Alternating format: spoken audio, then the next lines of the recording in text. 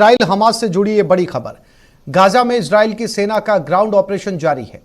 Gaza के जैनिन में Israel का बड़ा एक्शन। जैनिन में कई आतंकी ठिकाने तबाह किए गए। आईडीएफ ने हमास के 11,000 ठिकानों पर हमले किए। आईडीएफ ने हमास के हजारों ठिकाने अब तक तबाह कर दिए हैं।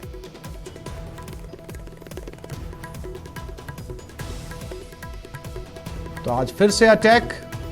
इजराइल हमास का वॉर लगातार जारी। आईडीएफ ने हमास के हजारों ठिकानों पर हमले किए। बताया जा रहा 11,000 ठिकाने थे जिनके ऊपर हमले किए गए हैं। सेना का ग्राउंड ऑपरेशन लगातार जारी है।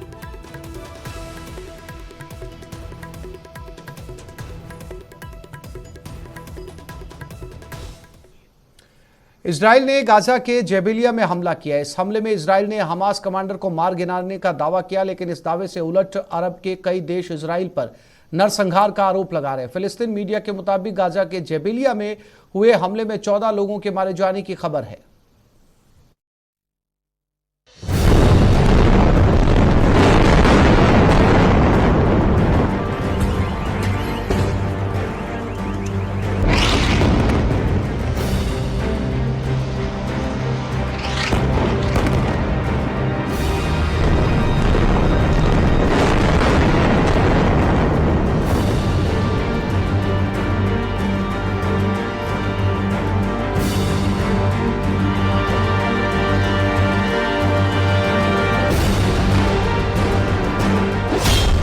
गाजा में अब तक का सबसे बड़ा हमला।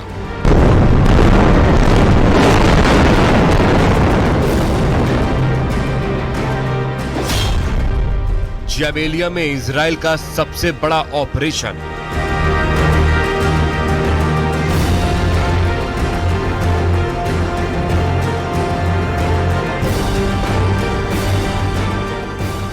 जेबेलिया पर हमले में कितने लोगों की मौत हुई, कौन इस हमले में टारगेट था और क्यों जेबेलिया को निशाने पर लिया गया, इसे लेकर पूरी दुनिया में बड़ी बहस छिड़ी हुई है। ये समझने से पहले हमले के बाद के इस वीडियो पर गौर कीजिए। जेबेलिया पर जिस जगह हमला हुआ वहां कई फीट गहरा और कई मीटर चौड़ा गड्ढा हो चुका है। आसपास की इमारतों के भी परखच्चे उड़ गए।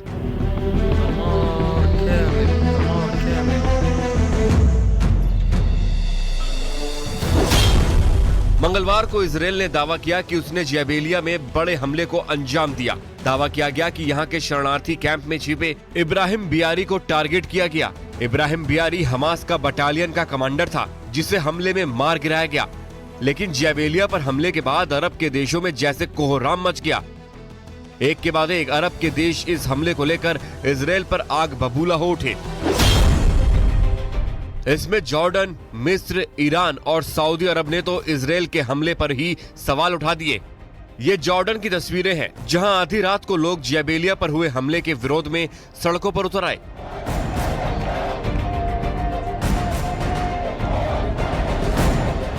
पूरी रात जेबेलिया पर इजराइल के हमले के विरोध में यहां नारेबाजी होती रही।